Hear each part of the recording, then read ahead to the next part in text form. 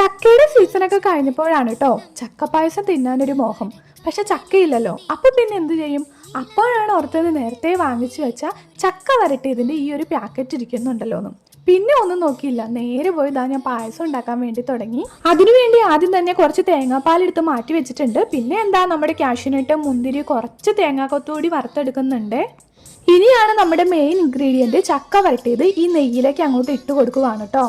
അത് നന്നായി നെയ്യിലിട്ട് ഉടച്ചതിന് ശേഷം കുറച്ച് ശർക്കര പാനിയോടി ചേർത്ത് കൊടുക്കുക. പിന്നെ ഏലക്കയും ജീരകമൊക്കെ ഓൾറെഡി ഇതിനകത്ത് ആഡ് ചെയ്തിട്ടുണ്ട്, അപ്പം അതൊന്നും ഇട്ട് കൊടുക്കേണ്ട ആവശ്യമില്ല.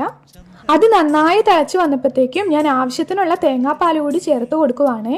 ഇനി ഒരു നുള്ളു ഉപ്പ് കൂടി ഇട്ട് കൊടുക്കുക. അത് തിളച്ച് വരുമ്പോഴത്തേക്കും നമ്മൾ നേരത്തെ വറുത്ത് വെച്ച കാഷ്യൂനട്ടും മുന്തിരിയും തേങ്ങാക്കൊത്തൊക്കെ ഇട്ട് കൊടുക്കുവാണ് കേട്ടോ. അങ്ങനെ നമ്മുടെ അടിപൊളി പായസം ഇവിടെ റെഡി ആയിട്ടുണ്ട്. അപ്പോൾ ഈ ചക്ക വരട്ടിയത് ആവശ്യമുള്ളവർ ഇതാ ഈ കാണുന്ന നമ്പറിൽ ഒന്ന് കോൺടാക്ട് ചെയ്താൽ മതി. അപ്പോൾ ഇന്ന് ഇത്രയുള്ളൂ. ബൈ.